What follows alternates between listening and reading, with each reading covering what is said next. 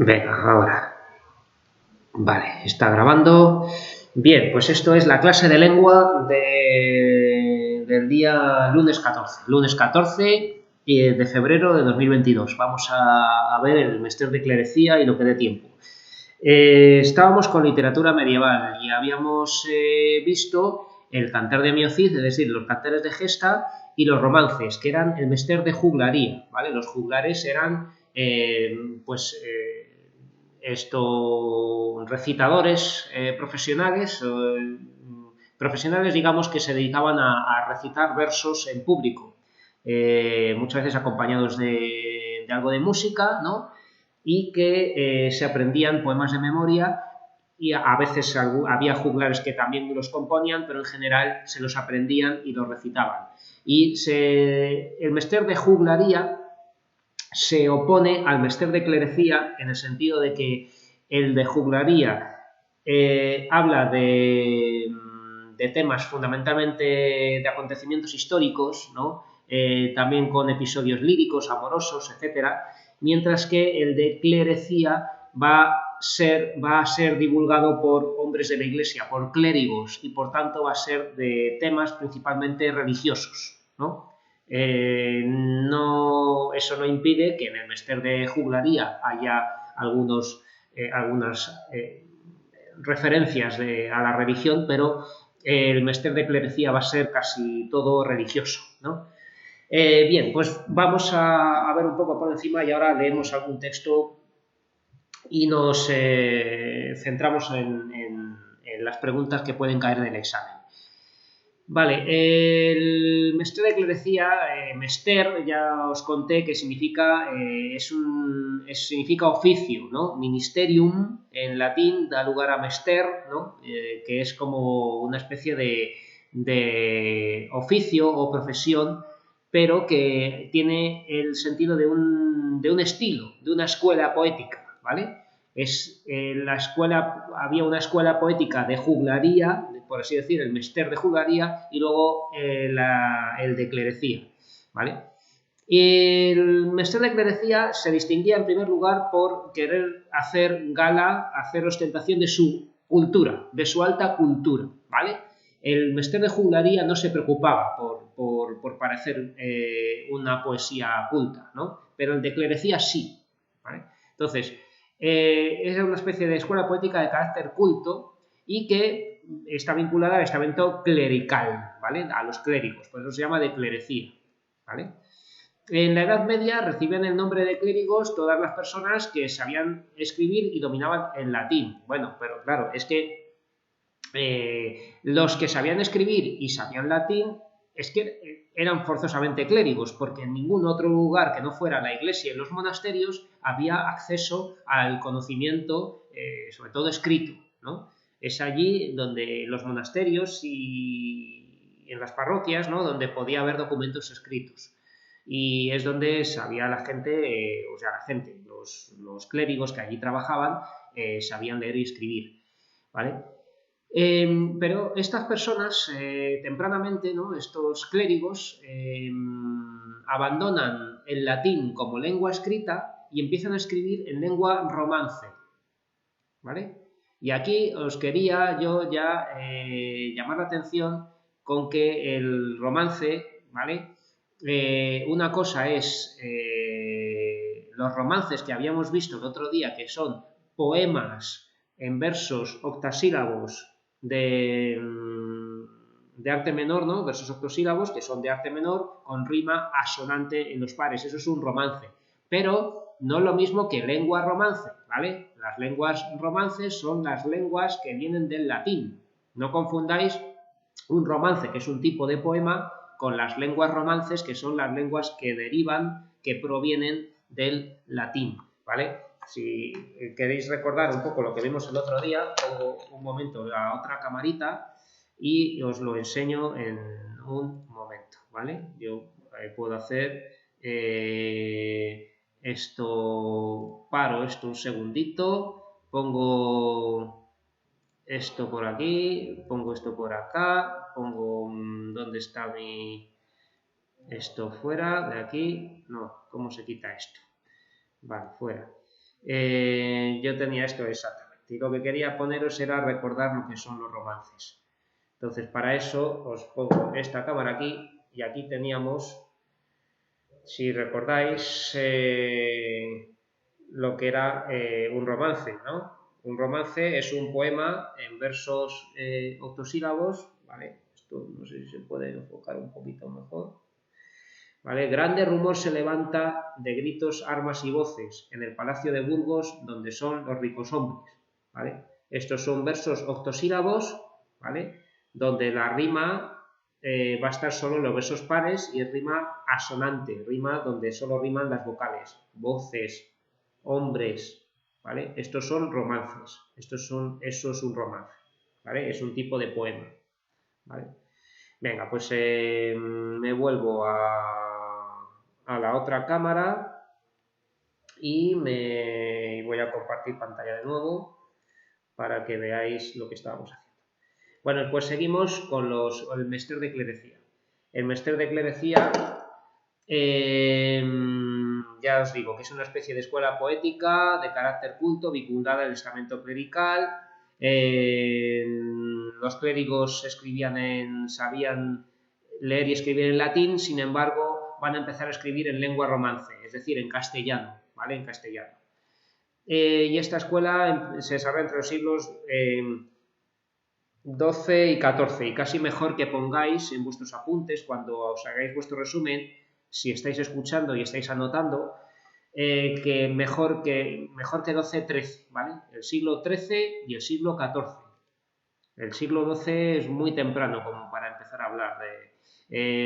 no sé si alguna de las obras del libro Alejandro Apolonio, aquí que no ponen fecha, a lo mejor eran de antes del siglo XIII, pero vamos, en principio el Mester de Clerecía se desarrolla en los siglos XIII y XIV. Vale. Características del Mester de Clerecía. Esto es una típica pregunta de examen, ¿vale? ¿Cuáles son las características del Mester de Clerecía? ¿Vale? De hecho, he puesto esta pregunta en un examen de nivel 1 presencial. Pues su finalidad es enseñar deleitando, o sea, la finalidad es didáctica, quieren enseñar, pero además enseñar entreteniendo de una manera agradable, con historias que sean entretenidas, ¿no? Enseñar deleitando, ¿vale? Esto es un tópico, un estilo o algo así que ya existía en la antigüedad clásica de Grecia y Roma, que se decía así, prodesse et delectare, ¿no? Enseñar deleitando. Es muy importante del Mester de Clerecía que las obras se transmiten por vía escrita, es decir, que se copian los manuscritos. Los manuscritos no están... O sea, los romances, por ejemplo, se transmitían de manera oral, ¿no?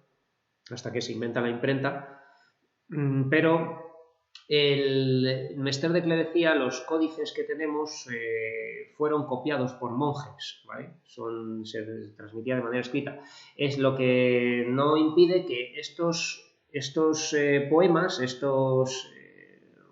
estas historias en verso, ¿no? Porque al final también va a ser bastante narrativo, estos poemas también se recitaban de manera oral, ¿no? Pero luego cuando se trataba de copiar un manuscrito, pues se copiaba y se copiaba por escrito, ¿vale? Prefieren los temas religiosos, pero también aparecen temas históricos, ¿vale? Principalmente temas religiosos, pero también los hay históricos. Las obras están escritas en lengua romance, es decir, en castellano, ¿vale? Hay otras lenguas romances, el gallego, el catalán, ¿no? Pero a nosotros nos interesa el castellano, ¿vale?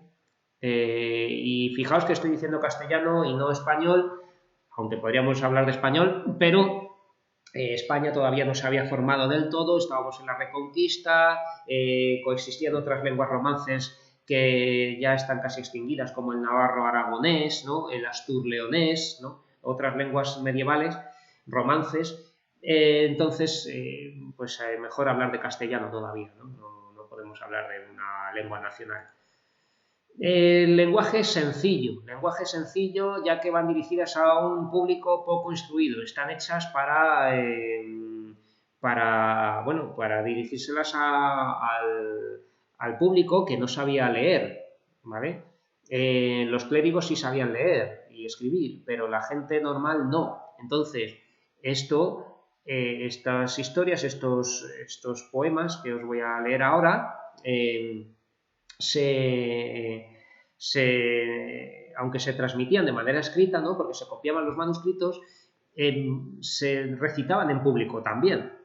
En lugar de ser juglares, los que recitan esto eran los propios clérigos que en los pórticos de las iglesias o en algún lugar público leían, o a lo mejor se sabían de memoria también, estos versos y los recitaban en público. ¿Para qué? Pues para adoctrinar al público, es decir, para hacer que fuera la iglesia, ¿vale? La iglesia, bueno, aunque tenga algunos fines que sean buenos y necesarios, como enseñar ciertas cosas, pero miraba sobre todo por su propio beneficio, y es atraer a la gente para que fuera a la iglesia, dejar donativos, ¿no? Y así pues ganara dinero y feligreses la iglesia, ¿verdad? Eso era muy importante. Y además adoctrinar, adoctrinar es hacer a la gente que se comportase de una cierta manera y no de otra manera que podía perjudicar tanto a la iglesia como al propio orden social establecido, ¿no? Bien, claro, en esto entra pues reprimir conductas sexuales libertinas, reprimir pues ciertos vicios, ¿no? Muchas cosas, ¿no? que por un lado es algo que sí que puede ser educativo, pero por otro lado es sobre todo algo que puede perjudicar al orden social. Bien, estaba diciendo que el lenguaje es sencillo para un público poco instruido. Las personas que escriben estas obras son los clérigos, ¿no? Y son personas cultas, y para distinguirse de los juglares y de otros compositores de poemas menos cultos y que no fueran de la iglesia, querían dejar constancia de su elevada cultura, ¿no? Y para eso usaban una estrofa que era diferente y era especial de ellos, que se llamaba cuadernavía. La cuadernavía es una estrofa formada por 4 versos alejandrinos, monorrimos, es decir, que tienen la misma rima los 4 versos, ¿vale? Ahora os enseño cómo era esto, ¿vale? Claro, al igual que los versos de los cantares de gesta, que tenían normalmente en torno a 16 sílabas, ¿vale? Se dividían en 2 más pequeños, 8 y 8, ¿no? Pues aquí estos versos que son alejandrinos, no os he dicho lo que son alejandrinos. Alejandrinos son versos de 14 sílabas, ¿vale? Versos de 14 sílabas se llaman versos alejandrinos. Si me da tiempo diré por qué, ¿vale? Estos versos son de 14 sílabas, entonces, ¿en cuánto se van a dividir? ¿Cuáles son las 2 mitades, ¿no?, de los versos de 14 sílabas? 7 y 7, ¿vale? Entonces, estos tienen una pausa intermedia que se llama cesura, ¿no?, y que divide los 2 versos en esas 2 mitades que os estoy diciendo, que van a llamarse hemistiquios, ¿vale? Y que se consideran como versos simples para su medida. Ahora veremos algún ejemplo, vamos a contar las sílabas de algún verso del Mester de Clerecía y vais a ver que salen 7 y 7, es decir, 14 sílabas. Vale, ¿qué autores y obras tenemos en el Mester de Clerecía? Pues bien, el más importante es del siglo XIII, es Gonzalo de Berceo. Vale, Gonzalo de Berceo es muy importante también porque es el primer autor de nombre conocido de la literatura española, ¿vale? Entonces, ¿qué pasa? Pues que es el primer autor de nombre conocido, lo que no nos debe confundir para decir que tenemos obras literarias de nombre desconocido, es decir, anónimas, anteriores a Berceo, anteriores a Gonzalo de Berceo. Tenemos el Cantar de Mio Cid, es más antiguo, ¿vale? Es bueno, en teoría es del siglo XII, ¿no? De segunda mitad del siglo XII, es más o menos cuando se compuso. Tenemos también la lírica, que habíamos dicho en el trimestre pasado, ¿no? Las cantigas de amigo, las jarchas, ¿no? Las jarchas y las cantigas de amigo son anteriores también al siglo XIII. Entonces había obras literarias, pero sin autor de nombre conocido, ¿no? Pues Berceo va a ser el primero que firme sus obras y que diga que esto lo escribió Gonzalo de Berceo, ¿vale? Es un monje, era un clérigo riojano, ¿vale? De la Rioja. Berceo es un pueblo que está al lado, muy cerca, de San Millán de la Cogolla, que es un monasterio, dos monasterios, ¿vale? Uno más antiguo que el otro, que están en La Rioja. Y estos monasterios de San Millán de la Cogolla son muy importantes porque es allí donde se encontraron los primeros textos escritos en castellano, ¿vale? Y vasco también, ¿vale? Curiosamente, pero en castellano, es decir, que es ahí donde aparecen los primeros textos. Entonces no es raro que Berceo, que es el pueblo de al lado, diera lugar a este clérigo que escribía también. Bueno, la obra más importante de Berceo es Milagros de Nuestra Señora, ¿vale? Berceo escribía obras sobre santos y sobre la Virgen. Pues bien, Milagros de Nuestra Señora es la obra más importante de Berceo. Y en esta obra va a defender una idea constantemente, que es que la Virgen, ¿vale? Que llama la gloriosa, o bueno, de otras maneras, la Virgen va a interceder por las personas que le son devotas. Claro, ¿y cuándo tiene que interceder? Pues precisamente cuando las personas cometemos pecados. Entonces, el mensaje fundamental que difunde, digamos, esta obra de Gonzalo de Berceo, Milagros de Nuestra Señora, es que, sea cual sea el pecado que hayas cometido, si eres devoto de la Virgen y lo demuestras yendo a la iglesia, se te va a perdonar el pecado, o bien se te va a salvar el alma, ¿no? Te salvarán el alma antes de, o sea, cuando hayas muerto.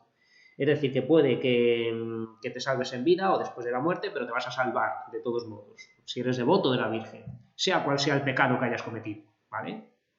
Entonces esto es... bueno, pues es el mensaje, ¿no? que dicen para qué, pues para que la gente sea devota de la Virgen y por lo tanto vaya a la iglesia, ¿no?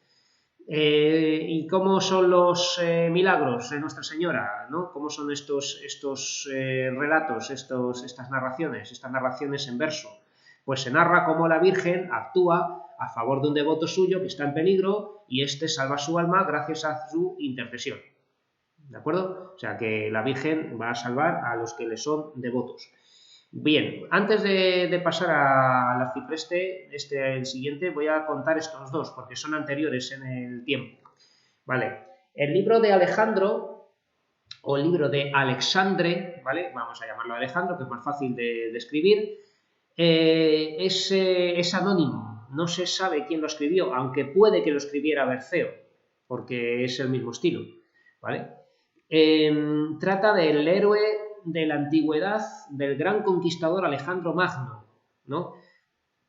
Que va a ser un tema muy frecuente en la literatura europea de todos los tiempos, porque la figura de Alejandro Magno va a ser un modelo de comportamiento para reyes, príncipes o nobles de todo tipo, ¿no? Alejandro Magno era un poco el modelo a seguir, un gran conquistador que afrontó grandes empresas, tuvo dificultades y las fue superando, etcétera, ¿no? Y luego también pues los errores que cometió había que aprender de ellos para no cometerlos, ¿no?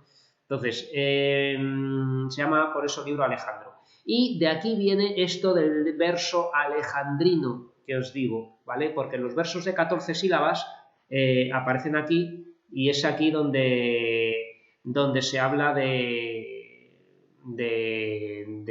los versos alejandrinos, y es que miden 14 sílabas. Entonces, por eso se considera verso alejandrino los del libro de Alejandro, que van a ser los de todo el Mester de Clerecía, ¿vale? El libro de Apolonio, pues es también un libro de un personaje que va a ser Apolonio, el rey de Tiro. Tiro es una ciudad de Oriente Próximo, ¿no? De la costa sirio-palestina, ¿no? De costa palestina, ¿no? De estas ciudades muy antiguas que había. Y es una historia de viajes, amores, etcétera, ¿no? Que trata de este Apolonio. Y también es muy antiguo, ¿vale? Y también es anónimo. Y ahora os iba a contar un poco lo que era, lo que son los milagros de Nuestra Señora de Berceo. Y luego pasamos al arcipreste de Ita. A ver si me da tiempo a todo. Bueno, voy a poner aquí la otra cámara, yo creo. Voy a dejar de compartir pantalla. Estaba esto. Voy a poner esta cámara. Y aquí estamos. Bien. Vale, pues aquí, por ejemplo, tenemos este texto, ¿vale? El ladrón devoto, que podéis ver aquí. No sé si se puede ver esto más grande.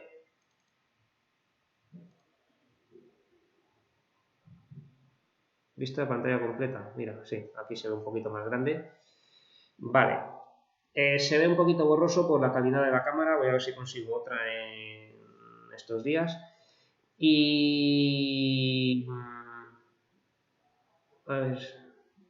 Ah, tenía aquí un mensaje quería saber la clase pasada, no encuentro los libros que tenemos en el aula virtual. Vale, Yolanda, luego te intento contestar por correo o porque no sé muy bien a qué te refieres. Estamos viendo en el aula virtual los materiales que hay, ¿no? Y hay veces que sí que pongo otra cosa, por ejemplo, esta imagen que estoy poniendo ahora, que no está en el aula virtual. Bueno, aquí vemos un texto del Mester de Clerecía. Este está adaptado a castellano bastante actual, no exactamente como hablamos ahora, pero de manera que lo entendamos. ¿Por qué? Porque si intentamos leer castellano del siglo XIII, del año 1260, no vamos a entenderlo, nos va a costar mucho, ¿no? Yo entiendo un poquito, pero vosotros no lo vais a entender, ¿vale? Entonces tenemos aquí en castellano modernizado. No es así, pero bueno, nos sirve. Y esto es un milagro de los 20 y tantos milagros o 21 milagros, no sé cuántos, que tiene el libro Milagros de Nuestra Señora, ¿vale? Se titula El ladrón devoto. Entonces ya podéis imaginar de qué va, ¿no? De un ladrón y luego algo que va a hacer la Virgen, etc. Bueno, pues dice así: érase, aquí falta la tilde, érase un ladrón malo que prefería hurtar a ir a las iglesias o a puentes fabricar. Nunca supo continuo su casa gobernar, tomó costumbre mala que no podía dejar. Bueno, entonces lo primero que nos tiene que llamar la atención de aquí es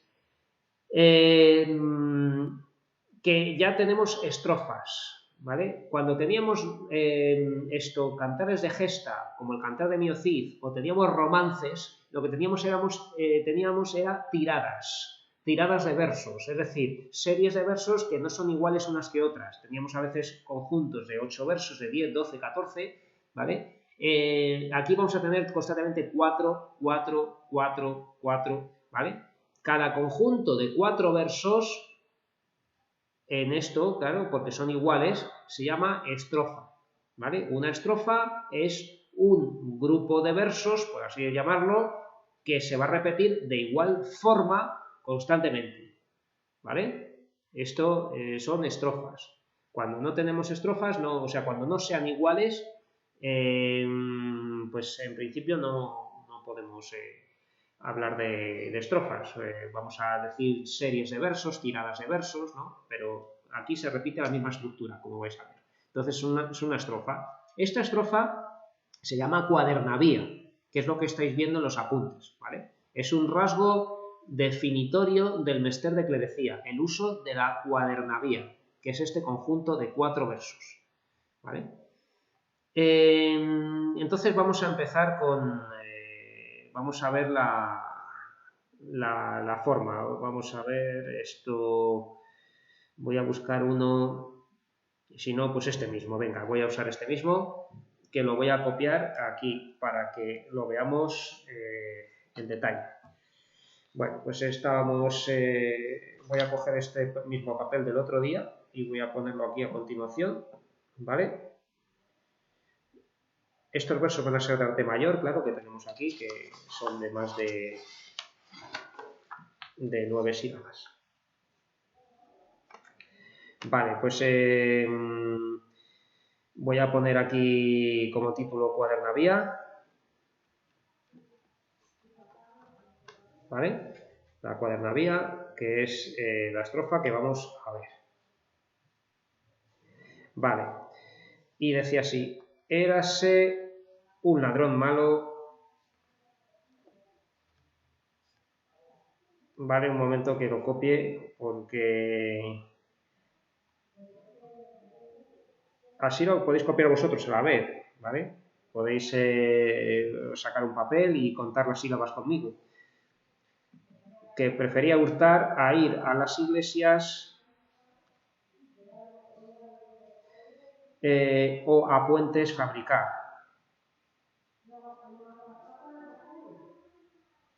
¿Vale? El siguiente verso es: nunca supo Contino su casa gobernar. Nunca supo Contino su casa gobernar. Tomó costumbre mala que no podía dejar.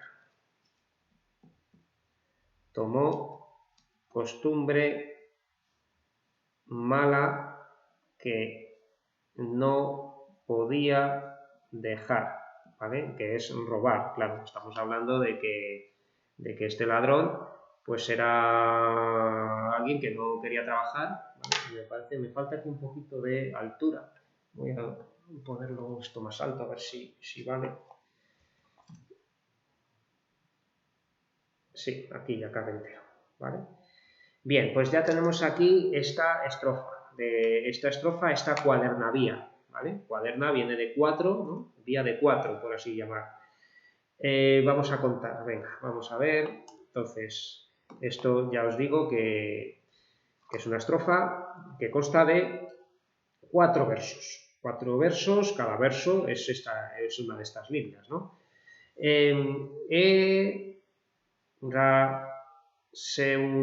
Esto aquí vamos a ver si sale sin alfa. 1, 2, 3, 4, 5, 6, 7, sí. Érase un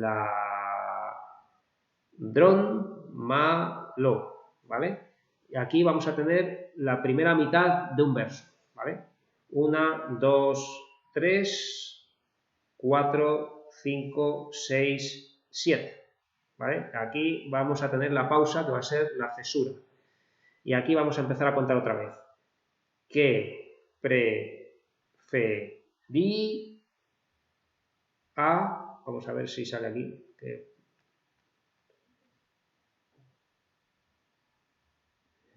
Que prefería aquí va a tener que unirse esto. Prefería hurtar. ¿Vale? Y ahora os digo por qué. Bueno, entonces tenemos aquí 1, 2, 3, 4, 5 y 6. Y aquí nos va a pasar una cosa, que prefería hurtar. Aquí, fijaos que la A se va a unir con la U, porque la H es muda en esta adaptación, ¿no? El castellano original no sé cómo sería, pero también tendría que dar 7 sílabas. Vale, y acordaos que cuando la palabra acaba en sílaba aguda, ¿vale? Hurtar, ¿vale? Aquí lo que vamos a tener es que se suma una sílaba, 6 más 1, ¿vale? De manera que aquí tenemos 7. ¿Vale? Que prefería hurtar, ¿vale? 1, 2, 3, 4, 5, 6, 7, ¿vale? Entonces, como veis, aquí tenemos 7 más 7. Aquí esto, como es palabra es llana, ¿no? Malo, ¿no? Aquí no sumamos ni restamos sílabas, ¿vale? Pero aquí sí, porque aquí tenemos una palabra aguda, ¿no? Que como acaba en golpe de voz, hurtar, pues se suma una sílaba. Vamos a ver si los demás nos da también 14, que yo creo que sí. Ahí, a ver cuánto.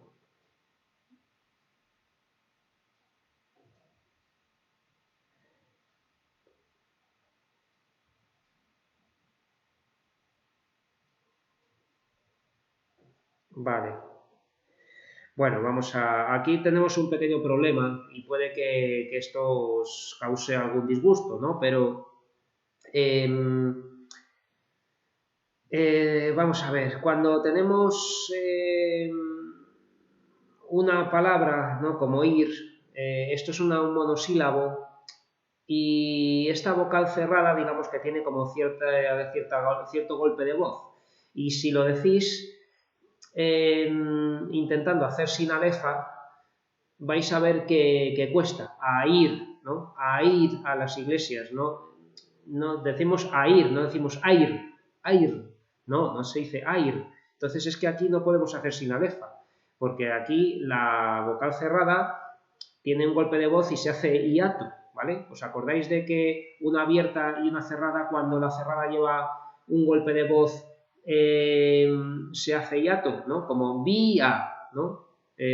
María, ¿no? Bueno, pues a ir,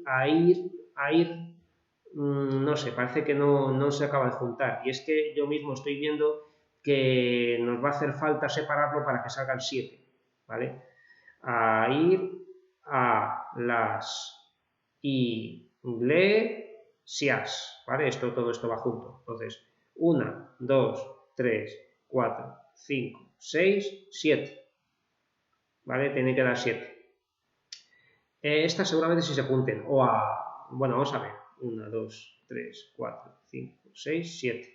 Sí, o a puentes. Sí, aquí necesariamente tenemos que juntarlas porque tenemos puentes, fabricar. Y aquí, ¿qué nos pasa? Pues que tenemos que decir 1, 2, 3, 4, 5, 6. Y nos tiene que dar 6 sílabas porque como fabricar es una palabra aguda, aquí nos tiene que sumar una y tiene que dar 7, ¿vale? ¿Vale? Entonces tenemos que puentes fabricar, ¿vale? Y así vamos contando. Nunca supo continuo. Aquí está muy fácil, ¿no? Aquí no tenemos ningún problema, no va a haber vocales que hagan o no sin alefa. 1, 2, 3, 4, 5, 6, 7. Nunca supo continuo, ¿vale? Este verso sí que es fácil. Su casa gobernar. Este también es muy fácil. 1, 2, 3, 4, 5 y 6. 6 porque como gobernar es aguda, aquí nos va a sumar una, ¿no? Y por lo tanto 7. ¿Vale? Tomó costumbre mala que no podía dejar. Tomó costumbre mala. Ningún problema aquí, ¿vale? 1, 2, 3, 4, 5, 6, 7. Tomó costumbre mala, ¿vale? Que no podía dejar, ¿vale? Entonces, que no podía... a ver, 1, 2, 3, 4, 5, 6, 7. No, aquí no va a haber narices. 1, que no podía dejar. Vale. Aquí seguramente el poeta haya hecho una excepción de pronunciación para que salga 7 sílabas, que es quitarle la tilde a podía y decir podia, ¿no? Para que esto salga, tiene que dar 6 para que este dejar, que suma una sílaba, sume una y dé 7, ¿vale? Entonces, aquí esto seguramente se pronunciaría algo como que no podía dejar, que no podía dejar, ¿vale? Tendría que unir estas dos vocales para que nos saliera 7 sílabas y por tanto un verso de 14 sílabas. ¿Vale? Bien, pues ¿qué más? Voy a ver si puedo elevar un poquito más todavía la cámara para que tengamos una visión un poco más amplia de lo que quiero hacer. Vale. Venga, pues aquí estamos viendo la estrofa y lo que tenía que decir es, tengo que deciros que esto es hacer el esquema métrico, que es una pregunta de examen. Realiza el esquema métrico de la siguiente estrofa, o de las, si pongo varias estrofas, de la primera estrofa, o de algunas estrofas, o de todas, ¿no?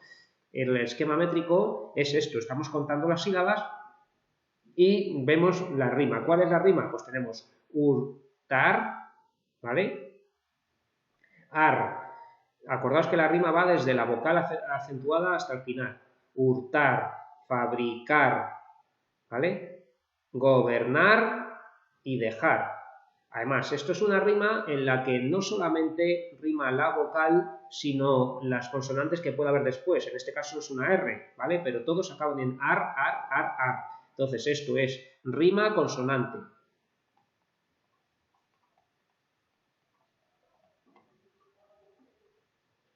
¿Vale? En los romances teníamos rima asonante, acordaos que estábamos aquí viendo, ¿vale? Voy a doblar un poquito la hoja, que teníamos en los romances teníamos rima asonante, porque solo rimaban las vocales, voces, hombres, ¿vale? Mientras que aquí vamos a tener que riman vocales y consonantes, entonces es rima consonante. Bien, ¿y cómo se indica el esquema métrico? Pues el esquema métrico es lo siguiente, es decir el número de sílabas y la letra que indica digamos, las rimas diferentes que tenemos, ¿no? Ahora con el ejemplo lo veis, ¿no? Bueno, hemos dicho que son versos alejandrinos, es decir, de 14 sílabas. 14, 14, 14 y 14, ¿vale? Son versos alejandrinos que son de 14. Vale, pues la rima se indica con una letra, que es de la primera rima que encontremos es la primera letra del alfabeto, en este caso la A. Y además, como es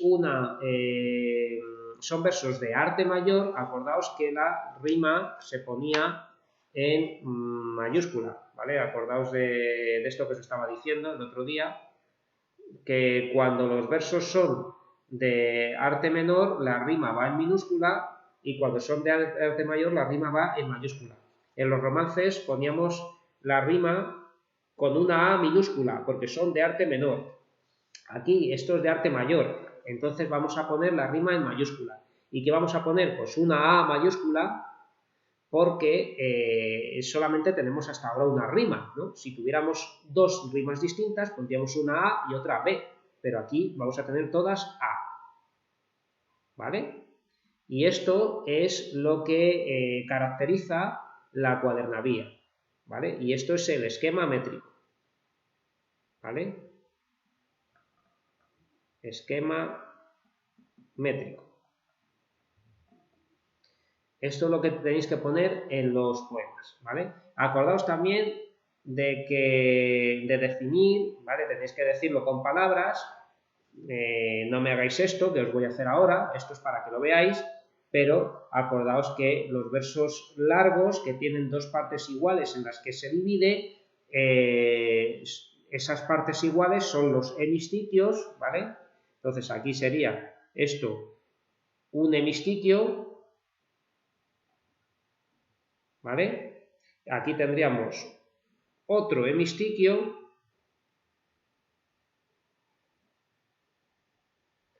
¿vale? Y la pausa central, donde terminamos de contar uno y empezamos a contar el otro, que tiene en realidad una pequeña pausa, si lo recitásemos tendríamos que hacer una pequeñísima pausa aquí, tomó costumbre mala que no podía dejar, ¿no? Esta pausa que he hecho, ¿no? Tomó costumbre mala que no podía dejar, esto se llama cesura. Cesura, ¿vale? Y esto también lo habíamos visto en los cantares de gesta, solo que los hemistiquios eran de 8 sílabas normalmente, aunque los cantares de gesta son irregulares, ¿vale? El cantar de Mio Cid, que es el único que se ha conservado, como era una copia de otra copia de otra copia, y no sabemos cómo era el original, tenemos que ceñirnos a lo que tenemos, y los versos del Cantar de Miocid no son todos de 16 sílabas, son a veces de 15, de 13, de 14, de 17, ¿vale? Entonces, solamente podemos hablar de cesura cuando, bueno, pues cuando tenemos dos mitades iguales, pero, en fin, eso son cosas más complicadas. Para nosotros vamos a considerar que eso, los hemistiquios son dos mitades iguales de un verso, y la cesura es la pausa central que va a dividir dos versos en dos mitades, ¿no? Que va a dividir un verso en dos mitades. Bien, pues esto era una de las cosas que os iba a contar, ¿vale? Y ya me he comido bastante hora, o sea que me quedan 10 minutos. Pues no voy a leer el texto si eso lo pongo en el aula virtual. Un texto, pues nada, aquí simplemente que bueno, pues que era un ladrón y que cometía pecados y tal, pero tenía una bondad que al final le valió feliz eternidad, que creía en la gloriosa con toda su voluntad y siempre saludaba a su excelsa majestad, es decir, que saludaba a la Virgen. Este ladrón era alguien malo, ¿no? Pero saludaba a la Virgen. Decía Ave María y tal y cual, ¿no? Y fijaos, aquí pues ya pasamos a la siguiente parte del texto, ¿no? Si esto podría ser una introducción, y aquí ya empezaría el nudo. Como aquel que mal anda, el mal viene a caer, ¿no? Esto es como decir, como el que mal anda, mal acaba, con las manos en hurto llegaronlo a prender. O sea, lo cogieron robando, con las manos en hurto, ¿no? Al no encontrar disculpa con que defenderse, ¿no? Juzgaron que en la horca debía perecer, o sea, que debía morir en la horca, ¿vale? Juzgaron que moría en la horca, ¿no? Entonces aquí lo que va a pasar es que lo van a juzgar, y cuando lo están ahorcando pasa que aparece la Virgen, la Madre Gloriosa, experta en socorrer, porque suele a sus siervos en las penas valer. Lo que puso es que la Virgen puso sus manos preciosísimas bajo los pies y lo tuvo aliviado del cuello de ahogarse, ¿no? En la horca. Entonces, primero se va a salvar porque lo van a ahorcar, y lo va a salvar la Virgen sujetándole por los pies, ¿vale? Vieron que seguía vivo sus parientes, ¿no? Y luego pues que los que lo habían ahorcado creyeron que habían dejado el lazo flojo, etc. Entonces dijeron que lo iban a degollar con una hoz o una espada, lo iban a degollar ya con un corte, ¿no? Le iban a cortar el cuello, y lo fueron a degollar, y de nuevo la Virgen va a meter sus manos entre el cuchillo y el cuello y lo va a salvar, quedando las venas de los conductos de su garganta sanos, es decir, sus arterias, sus venas, ¿no? Entonces vieron los que iban a matarlo que no podían matarlo y que era por algo, y dijeron que lo iban a dejar en paz porque no querían ir contra la Virgen, ¿vale? Y este hombre pues dejó de robar, dejó su ratería, ¿no? Por referirse al robo, y murióse en su cama llegado ya su día, o sea, es decir, que se murió de viejo, ¿vale? Y nada, y aquí tenemos un cierre, un desenlace, no más que desenlace, un final, por así decir, que es este: a madre tan piadosa de tal benignidad, que en buenos como en malos ejerce su piedad, debemos bendecirla con toda voluntad. Los que la bendijeron ganaron su heredad, es decir, que ganaron su bien, ¿no? El bien de la Virgen, ¿no? Los que bendicen a la Virgen. Las mañas de la madre y las del que a luz dio, es decir, de Jesucristo, parecen semejantes a quien las conoció, es decir, que son semejantes las obras tanto de la Virgen como de Jesús. Él por buenos y malos por todos descendió, ellas si la rogaron a todos acogió, es decir, que Jesús ayudó a buenos y a malos, y la Virgen a todos también los que la rogaron. ¿Vale? Entonces, esto es un poco el ejemplo del misterio de clerecía. Y nada, pues voy a pasar de nuevo a los apuntes. Vamos a ver, y aquí tenemos el arcipreste de Hita, que es ya del siglo XIV, es decir, a partir del año 1330 o así, es cuando tenemos el arcipreste de Hita. Y es muy diferente, es un misterio de clerecía, o sea, es una obra de clerecía, pero muy distinta de Berceo. ¿Por qué? Porque encontramos temas profanos, ya no es algo tan piadoso, ya no es algo religioso. El Mester o sea, el arcipreste de Hita, Juan Ruiz, el arcipreste de Hita, es un autor que escribe sobre amor, sobre todo, ¿vale? Su obra se llama El libro de buen amor. Se llama así porque pretende ser un consejo, un libro de consejos para tener un buen amor y no caer en un amor pues vicioso, por así decir, o un amor que mal llevado que pueda llevarnos a ser perjudicados, ¿no? O sea, que recomienda a los que lean el libro o lo escuchen que tengan buenas experiencias amorosas. Entonces, esto es bastante raro en un clérigo, ¿no? ¿Cómo es que un clérigo está recomendando tener amores? Bueno, pues es así, es muy especial, es un libro muy, muy curioso. Tiene mucho humor, mucha ironía, ¿vale? Este libro del arcipreste de Hita. Y en gran parte del libro se habla en primera persona, el propio arcipreste de Hita, como pues contando sus aventuras amorosas desgraciadas, casi todas, ¿no? No sé si tiene éxito en alguna, pero en casi todas sus aventuras amorosas va pues a ser rechazado o le va a salir mal, ¿no? Y eso lo hace pues para intentar aconsejar sobre cuál es el buen amor y lo que no se debe hacer. Y también va a tener algún hecho curioso como las serranas, ¿no? De vez en cuando va a encontrarse con alguna serrana a la que causa mucho humor, porque las serranas pues son mujeres que viven en la sierra y las pone pues muy rudas, muy feas en muchos casos, y bueno, es normal, es en cierto modo realista porque había mujeres que vivían ahí pues cuidando animales o lo que sea y iban a estar pues obviamente estropeadas y en muchos casos pues no eran mujeres que tuviesen un lugar en la ciudad, ¿no? Donde era la gente más refinada, ¿no? Las serranas pues eran más brutas y estas serranas pues directamente van a acoger al arcipreste de Hita, se lo van a llevar a su cabaña y van a disfrutar de él contra su voluntad prácticamente, ¿no? Pues esto es, claro, es algo que causa humor, ¿no? Que una mujer ruda y fuerte pues se lleve a un hombrecillo, a un clérigo, a su cabaña para disfrutar de él, ¿no? Bien, aquí tenemos más sobre el libro de buen amor en la siguiente página. Pues esto, el libro es una especie de autobiografía amorosa, satírica y didáctica del propio Juan Ruiz, esto está tilde sobra, ¿vale? Es una especie de autobiografía amorosa. Tenían, como el resto del Mester de Clerecía, pretendía enseñar y deleitar, ¿vale? Enseñar deleitando, pero en este caso va a querer enseñar sobre amores, ¿no? Sobre cómo tener amores. Narra en verso sus aventuras o desventuras amorosas con diferentes mujeres, van a ser distintas, ahora vemos aquí unas cuantas, para dar ejemplo de lo que no debe hacerse, o algo que sí, cuando le sale bien. Lo que cuenta es con frecuencia tan divertido y gracioso que parece estar incitando a lo contrario de su intención declarada.